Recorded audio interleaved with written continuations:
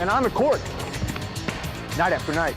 Thank you for coming on board for Marauders Weekly. For 16 years, my guest tonight was the head men's basketball coach at UMary, and for the past 20, he has served as a full-time athletic director for the school.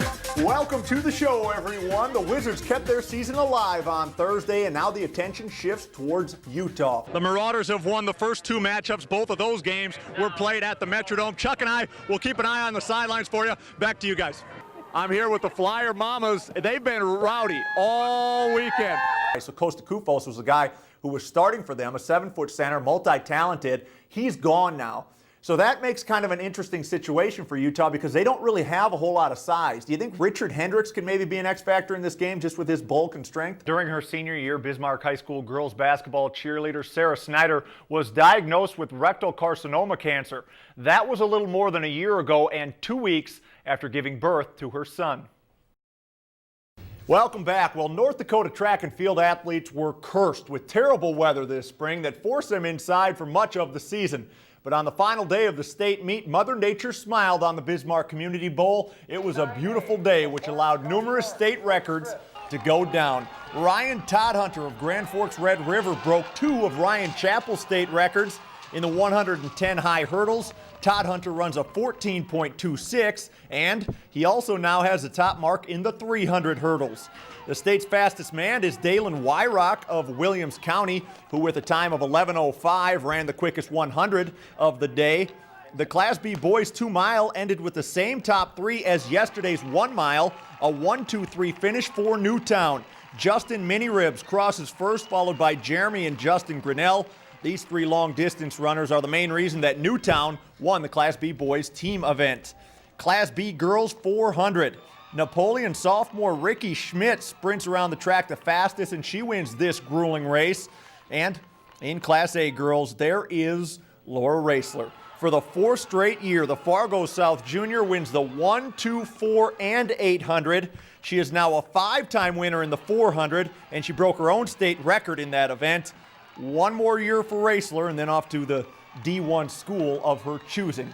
Let's take a look at the team standings. Bismarck girls victorious, Fargo South second, and of course 40 of those points come from Raisler. Century creeps up right at the end for a 3rd place finish. On the boys side of Class A, Bismarck 1, Grand Forks Red River 2, and just behind them, Minot finishes in 3rd. Class B, the girls' winner is Rugby, followed by Benson County and Hazen. The boys' winner, as I mentioned, Newtown, just 2 better than Rugby. Linton was just 10 back. Well, the Class A state baseball tournament start on Thursday in Jamestown. Today we figured out who the participants from the West will be. The WDA Tournament Championship pitted Minot and Dickinson. 2nd inning, Connor McNeely gets the scoring started, single to right center. Stephen Laylock puts the Midgets out in front. Same inning, with the bases loaded, Kyle Breen lays down the squeeze, and in comes a sliding Ryan Jones. Dickinson would score 3 times to go up 3-0. It's 3-1 in the 6th. Minot's best chance with the bases loaded. The Midgets get Ryan Ballinger to fly out to deep left field, and that ends the inning. Bottom of the 7th, and this is the last chance for the Magicians. Michael Steve strikes out Calvin Larson. That ends the game. Dickinson wins the championship 4-1. So the Midgets repeat as West Region champs, but the games with the most meaning were the 2 state qualifying games played this afternoon. Williston and St. Mary's was the first one, and the Coyotes took a lead with their leadoff hitter. Sean Egge, the bomb to left center field, leads off the game, and it's 1-0 Williston, and they added 2 more. C.J. Vinger with an RBI single to center, and it's Williston taking this one 3-0. So Williston will go to the state tournament as the 3 seed from the West. Century and Jamestown in the other state qualifier. The Patriots score 4 times in the 1st inning. Dan Burley plated 2 runs with this single to center. Burley had 3 hits and 3 RBIs.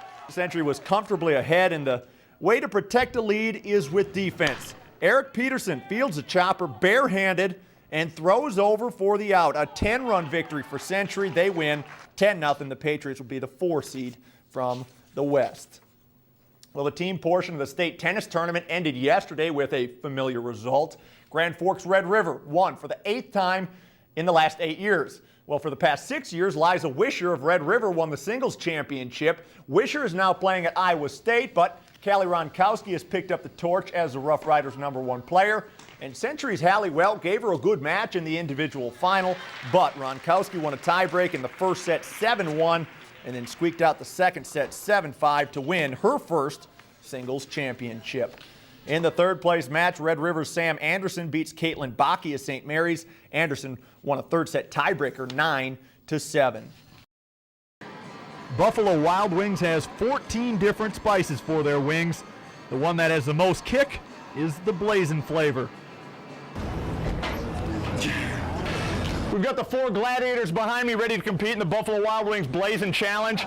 There's a little hesitation from the 4 of them, so I'm just going to prove to them that it's really not that hard. These things aren't that bad. Ready, what is this? It's going to be easy.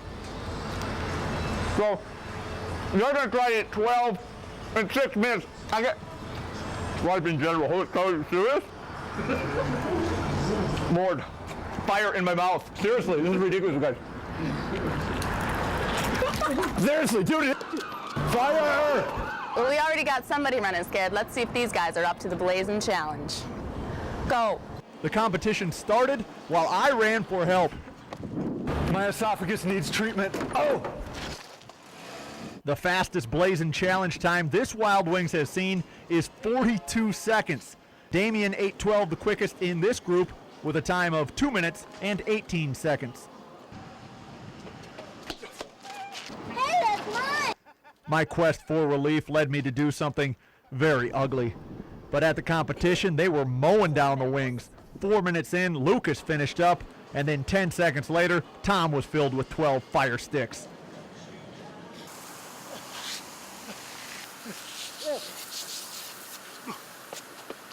Matt was the one competitor left to finish, and to make me look like a complete coward, he was able to eat 12 in the 6-minute time limit, and so all 4 guys conquered the Blazing Wings Challenge.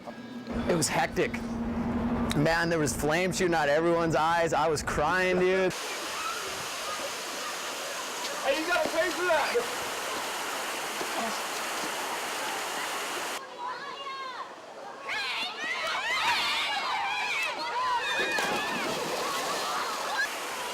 For Summer Leisure, Bill Halter, NBC North Dakota Sports. For more than a decade, Ryan Suki worked as a bat boy for the Williston Keybirds. Since moving to the capital city, Suki has resumed that job with the Governors the past 3 seasons. Loves the game, and I think the biggest thing Ryan brings is enthusiasm, and he's into the game the whole time, so I think the other kids really enjoy having him around, and he's kind of keeps kids loose. He brings intensity. He's a very good guy. He really likes to win. He's very, very, very competitive.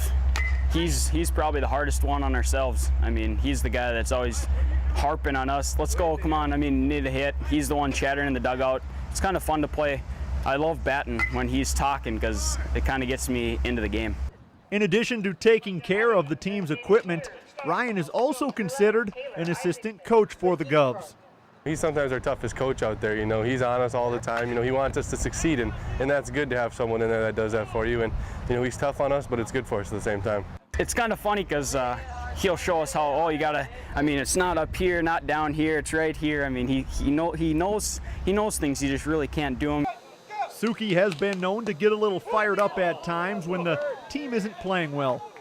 Yeah, he's emotional, and he kind of wears his emotions on his sleeve. Brings a lot of energy, which is always good, because sometimes in the summer you get tired, and you know the second games are tough, but he brings a lot of energy. He's a fiery competitor, and he likes to win, and you know he keeps everyone awake in the dugout. My job is try your best, Nandu. With the spotlight on Ryan Suki for NBC North Dakota Sports, I'm Bill Halter.